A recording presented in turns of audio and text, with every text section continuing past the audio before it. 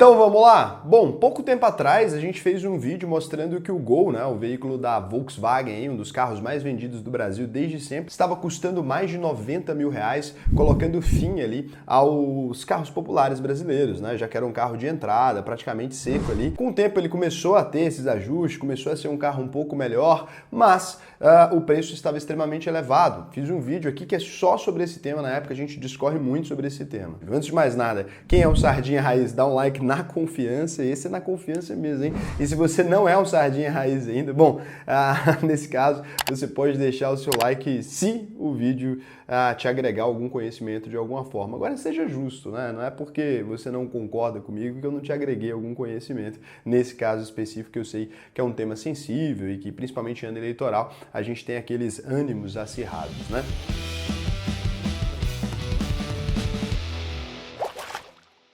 De quem que é a culpa, então, dessa situação?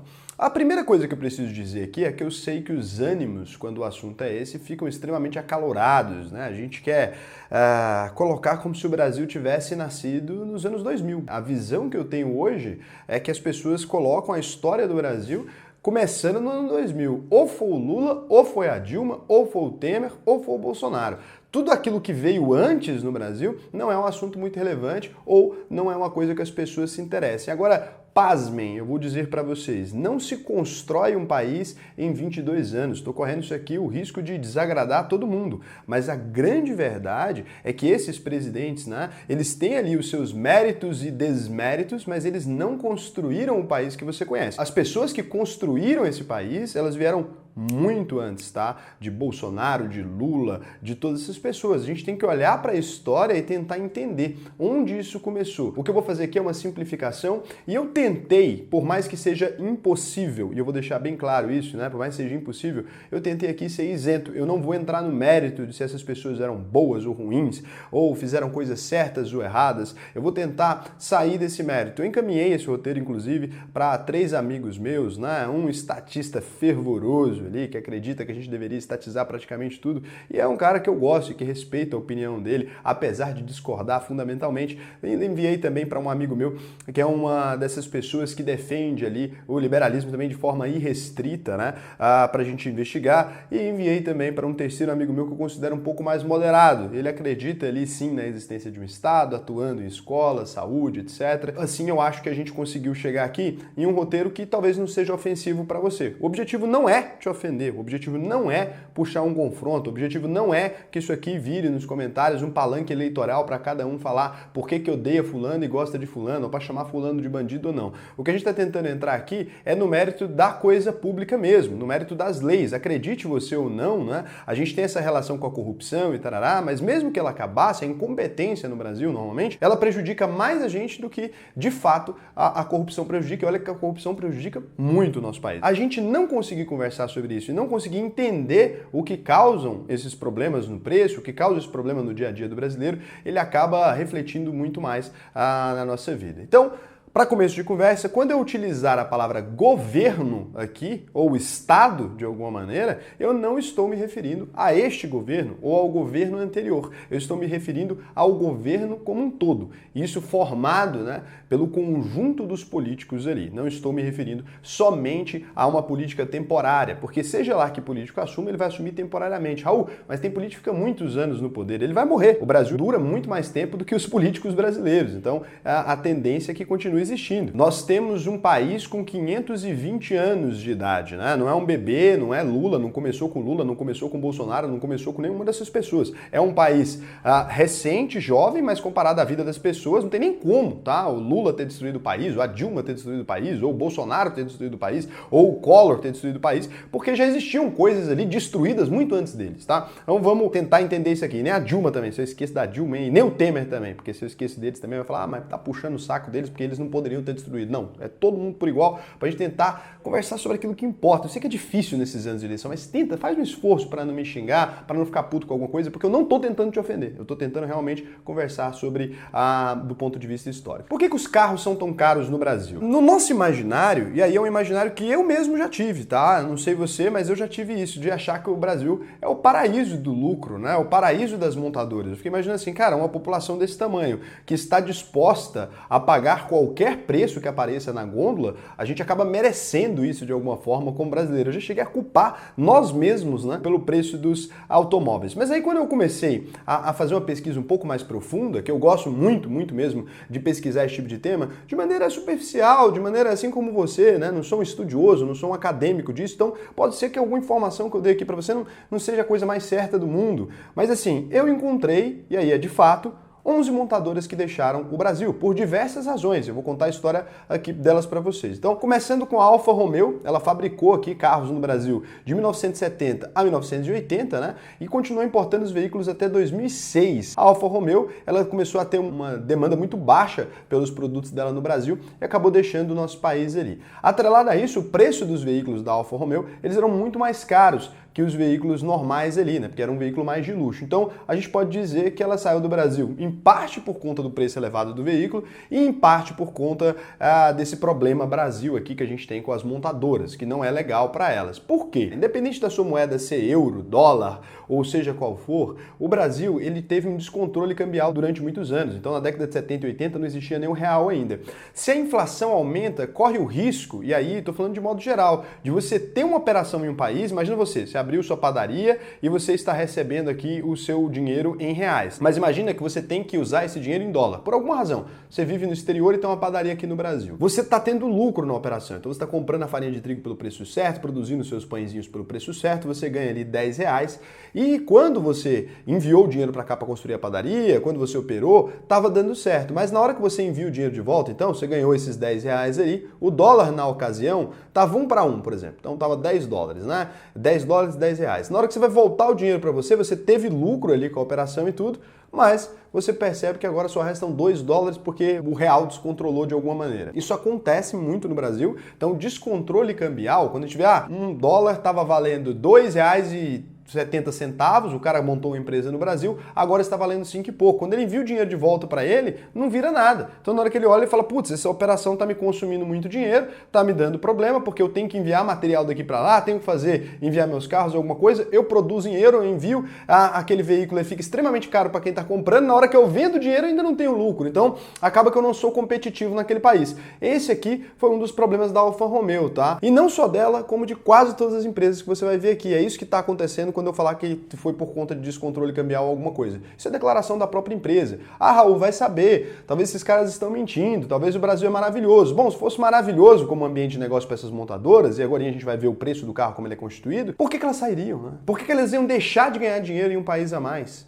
Claramente, a gente não é igual aos outros países onde elas estão atuando. Porque por que uma empresa vai deixar de ganhar um dinheiro ali? Só porque ela é sacana? Fala, ou eu vendo para os brasileiros ao preço mais caro possível, ou eu não quero brincar. É isso?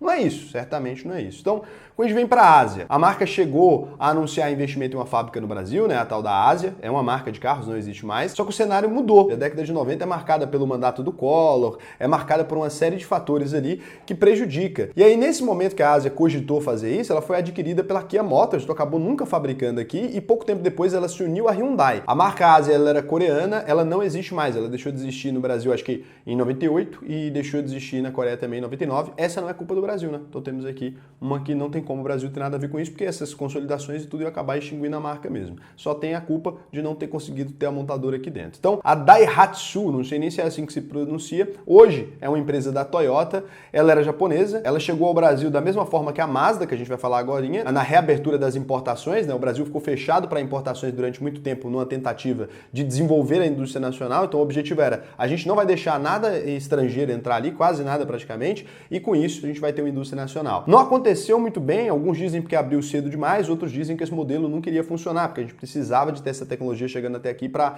dar competitividade ou para a gente não ficar extremamente atrasado, né? Porque se você fecha, você tem o risco também do atraso. Se essa tecnologia não se desenvolve, você tem o risco de ficar atrasado com relação ao restante do mundo. E alguns dizem que a melhor ideia não é fechar e proibir as importações, é zerar o preço, talvez, dos impostos para os produtos fabricados no Brasil, para que eles se tornem competitivos com os outros por preço e não necessariamente porque aquele outro não existe. Aí fica aí, dá a sua opinião aí, que eu não vou discutir isso aqui, eu tenho a minha, vocês sabem, mas eu não vou entrar aqui para não prejudicar o vídeo, não virar palhaçada. Então, focando em modelos pequenos e simpáticos, aí a Daihatsu, ela tinha o Terios e o Quarry, né? A empresa nunca conseguiu decolar nas vendas, ela não resistiu à alta do dólar, que teve uma alta muito grande, e deixou o Brasil em 1999. Esse daqui claramente foi um problema cambial que atrapalhou a empresa. Ela não conseguiu engrenar porque os preços não eram competitivos, né? Nesse ponto, o descontrole do dólar faz muita diferença e a empresa acabou não resistindo à maior alta do dólar ali e no final da década de 90 e deixou o Brasil. Então o dólar aqui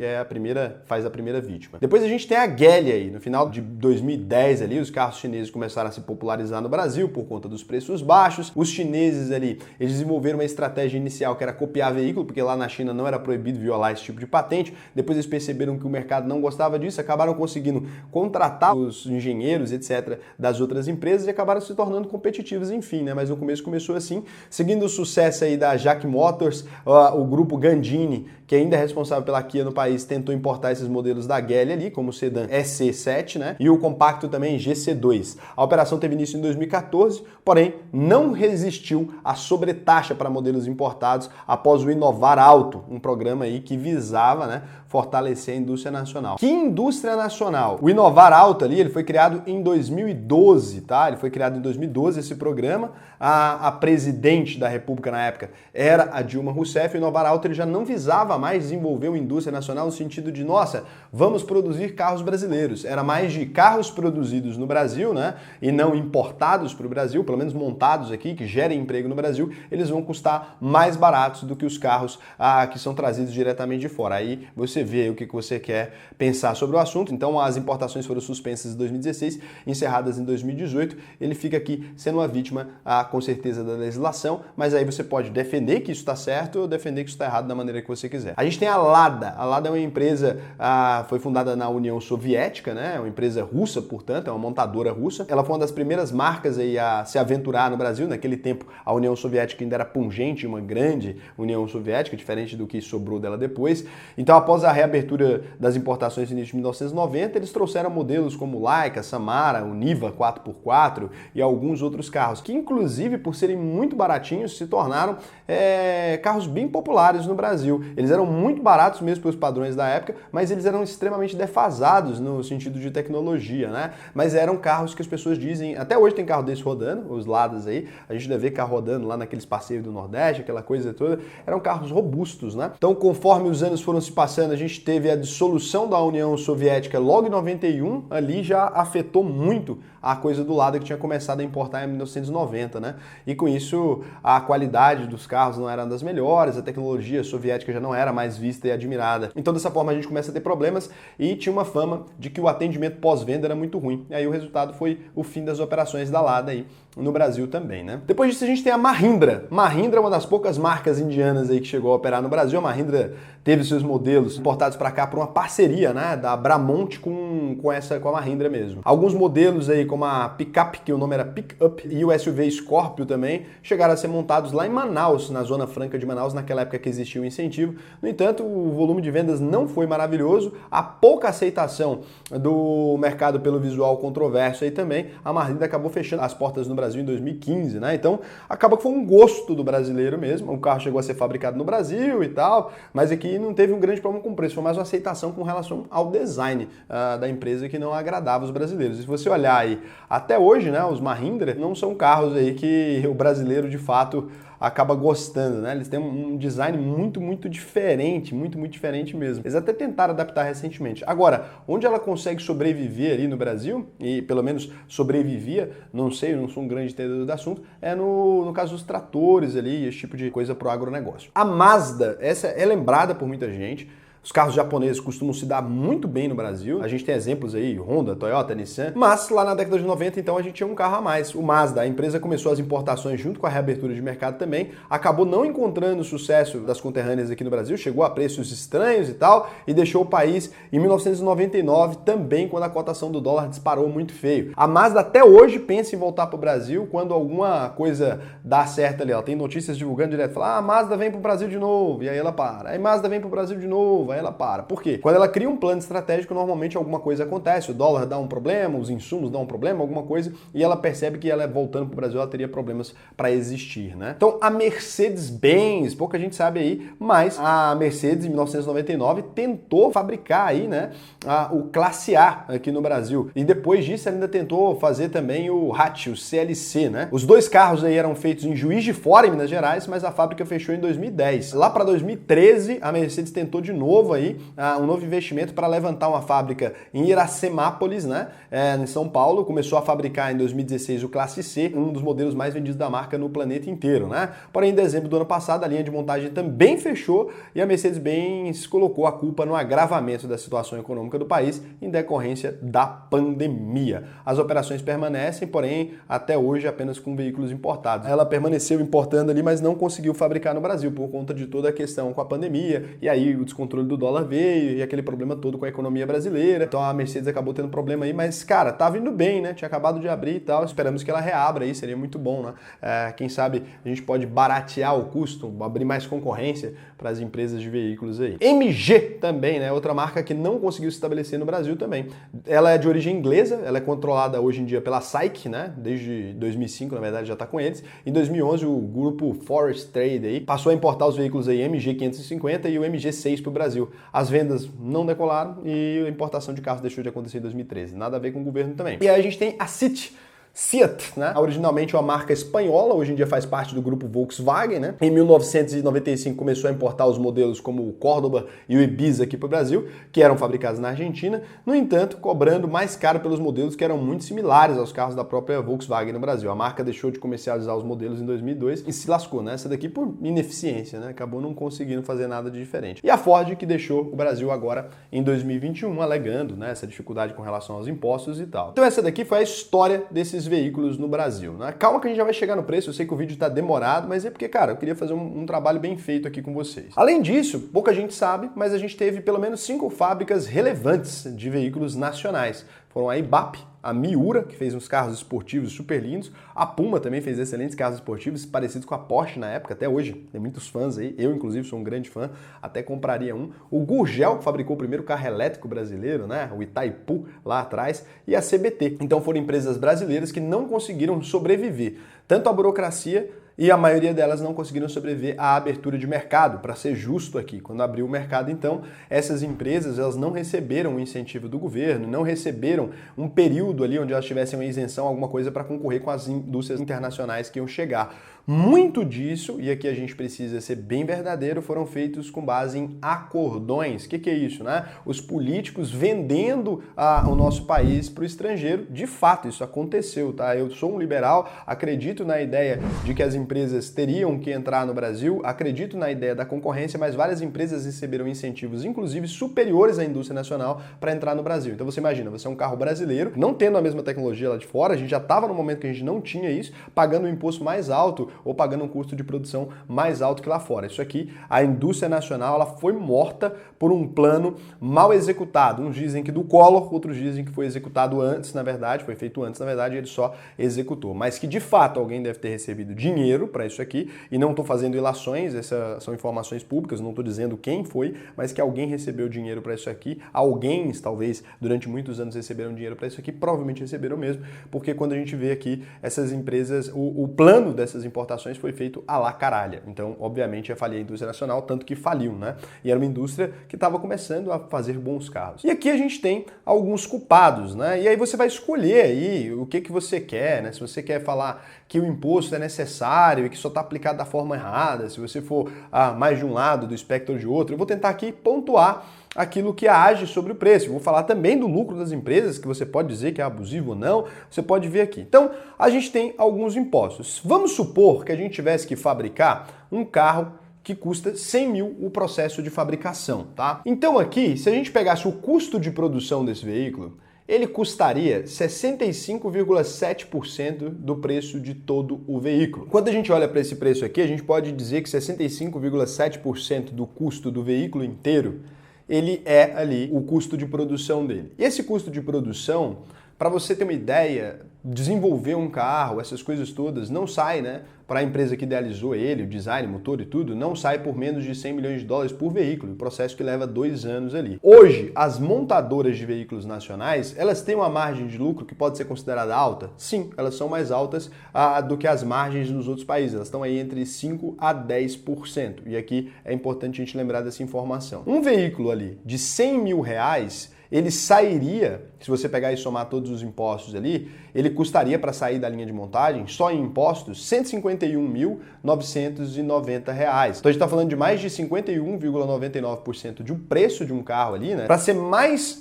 exato aqui no imposto, porque eu não quero cometer nenhuma imprudência, a gente poderia dizer que os impostos de um veículo hoje, eles ficam de 48,2% a 54,8% do valor do veículo. É muito importante essa informação. Então, mais da metade do valor do veículo ali, na maioria dos casos, são impostos. Isso aqui é uma coisa que você pode dizer que tá certo, tem que cobrar esse imposto mesmo, a gente tem que abaixar o lucro das montadoras. Então, a gente tem uma média de lucro no Brasil de 5 a 10% para as montadoras. E aqui a gente tem um grande problema.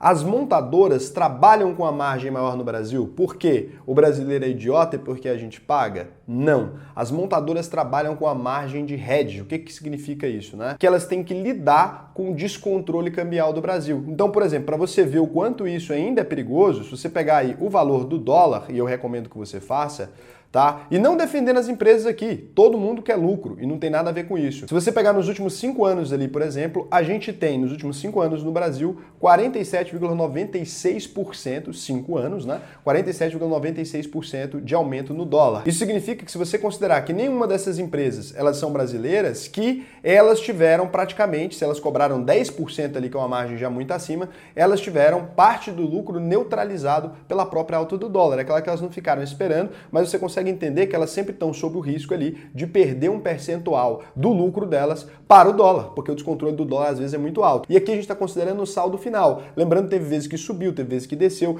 e acontece na maioria dos casos de subir, e isso desvaloriza o dinheiro, porque ele recebeu em real, quando vai mandar para fora, a gente tem aquele problema delas tomarem prejuízo ali em relação ao câmbio. Isso é um fato, isso é inegável por qualquer pessoa. Então você pode dizer que o lucro da montadora está alto, né, que as montadoras lucram demais e tal, e você pode também dizer que apesar delas lucrarem realmente um volume acima em reais, se a gente considerar, na hora que nacionaliza esse dinheiro, para o caso delas, né, quando elas vão enviar para a Europa ou para os Estados Unidos, isso aqui acaba prejudicando. Então aqui a gente tem, por exemplo, essa margem mais alta. Lá fora, Raul, como é que é? Tem países que é 3, tem países que é 5. No Brasil, gira em torno de 10% aqui essa margem, em virtude, na minha opinião, desse descontrole cambial, em virtude também, é claro, das empresas considerarem que esse valor tá fácil de vender aqui e tá rolando. Se você vai ter o mesmo custo de operação, e aí é um ponto onde a gente tem que se perguntar, se você vai ter o mesmo custo de operação e a mesma margem de lucro para operar num país mais arriscado, você iria acrescentar um valor a mais ou não? Ou você não iria para aquele país? Porque a gente vê que aqui é o túmulo, elas podem fazer investimento, pode dar certo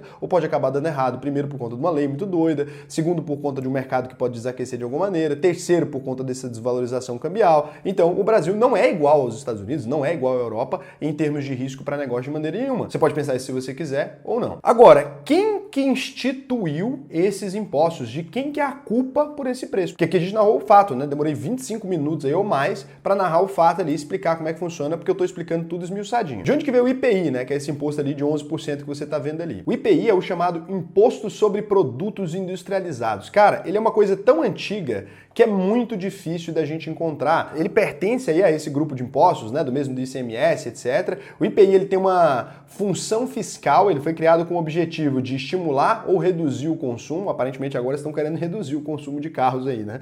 Quando o objetivo é frear certo produto, eles aumentam o IPI. Quando o objetivo é estimular o consumo, eles reduzem o IPI e por aí vai. As alíquotas do IPI ali, elas são fixadas pelo Poder Executivo, né? Ela é também utilizada pelo governo federal, então, para fazer política econômica.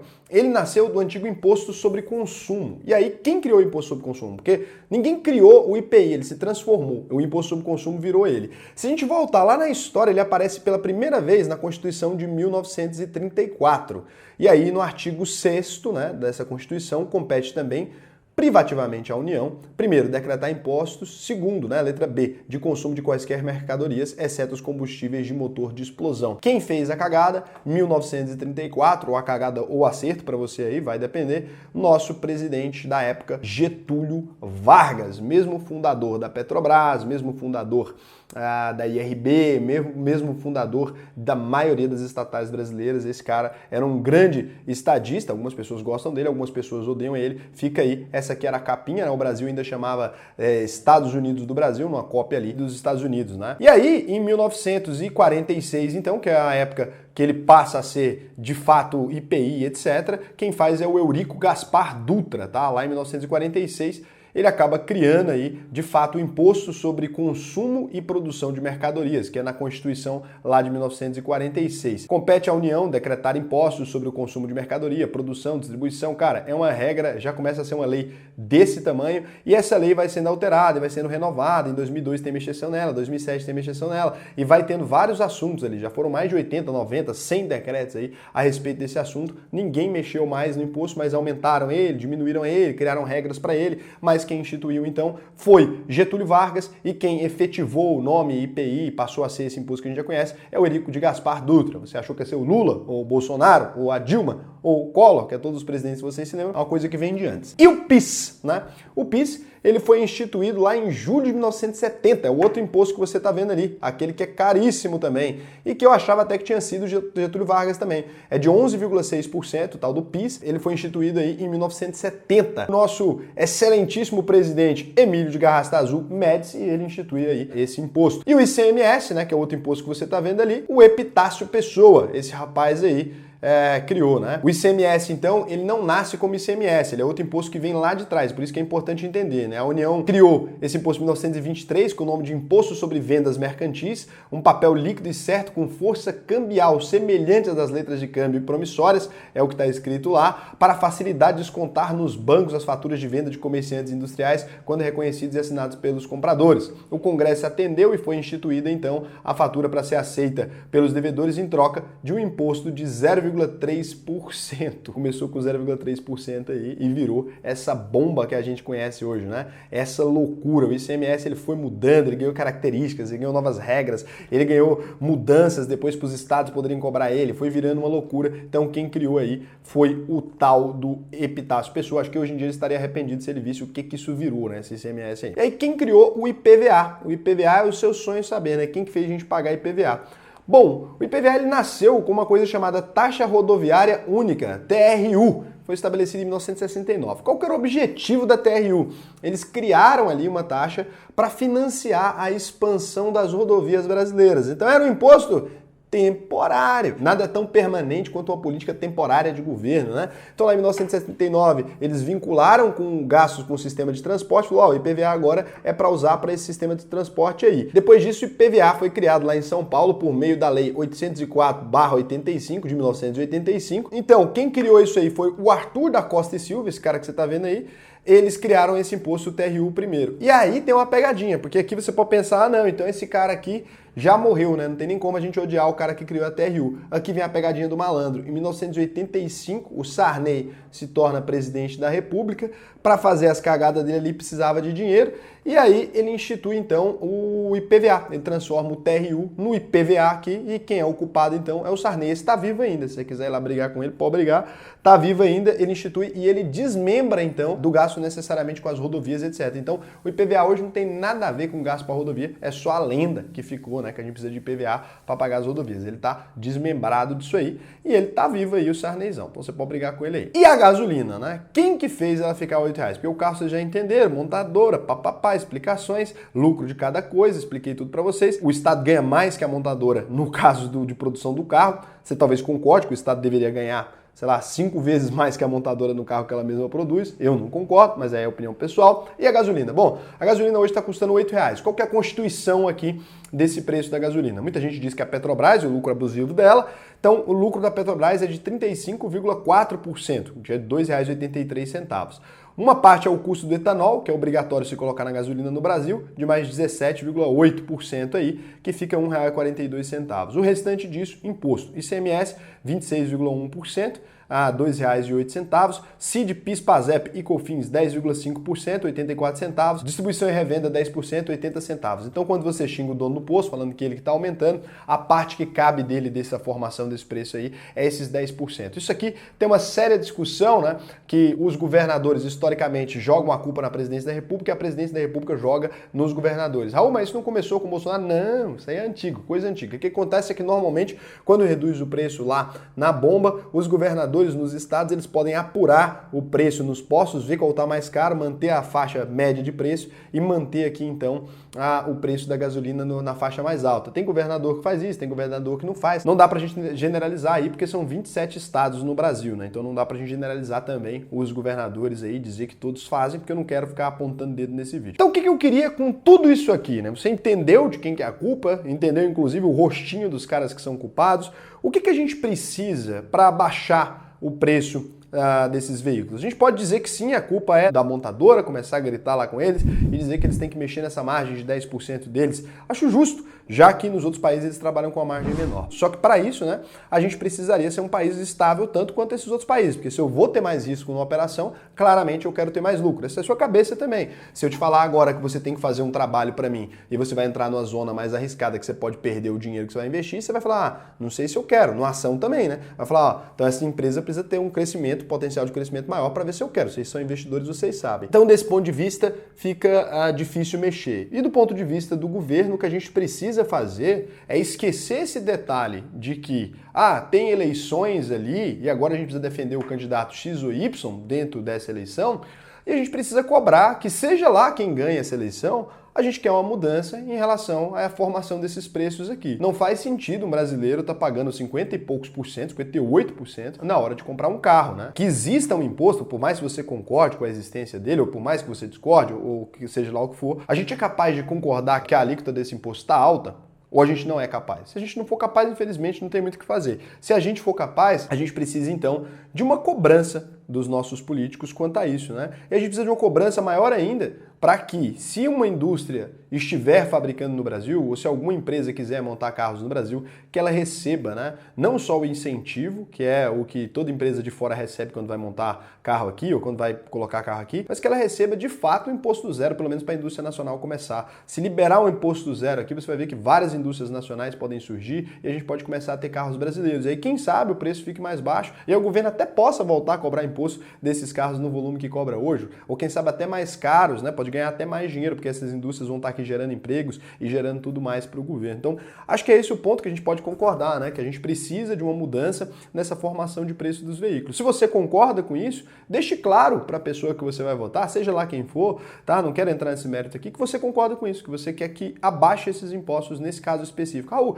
vamos pegar tudo, vamos falar de tudo. Quando a gente fala de tudo, a gente deixa os políticos muito confortáveis, porque se tudo tá uma merda, não tem nada que ele precisa mexer, na verdade, né? Se a gente pega um problema específico que a gente levanta para as pessoas e fala, olha, você, cara, gosto muito de você, fulano, vou votar em você, manda mensagem lá, faz spam no cara, vou votar em você, mas eu gostaria que você desse uma atenção para isso aqui, eu gostaria que esse imposto fosse menor. E aqui a gente pode, quem sabe, refletir sobre isso e abaixar esse imposto. Agora, se você quiser aprender, né, a investir não só no Brasil, como no mundo inteiro, né, porque é muito bom você investir no resto do mundo também, inclusive em montadoras, inclusive em marcas de carro, tem como você investir na Ford, tem como você investir na Tesla, que fabrica carros elétricos, tem como você investir na Chevrolet, tem como você investir em tudo. Você vai clicar aqui, conheça a UVP, nesse botão aqui em auvp.com.br, vai preencher esse questionário e eu vou te ensinar a ganhar dinheiro com essas montadoras. Se o lucro dela tá alto, vamos se unir a elas, né? Mas vocês vão ver que na hora dos números lá mesmo, as montadoras não são negócios tão maravilhosos assim, não. É por isso que eu gosto do investimento. Quando a gente conhece, né, as empresas por dentro, quando a gente vê a margem de lucro delas e você decide não investir nelas, muitas vezes você fala, então esse negócio aparentemente não é tão bom quanto me contaram, né? Então é isso, um beijão pra você. Espero que o vídeo tenha ajudado. Espero que meus comentários não te atrapalhem a entender o que eu quis passar aqui, né? Porque eu tô conversando com vocês como eu converso com meus amigos. É claro, a gente faz piada e tudo, não vem defender político, não. A gente tá do mesmo lado. Eu sou cidadão, você também. A gente tá do mesmo lado, tá bom? Até mais.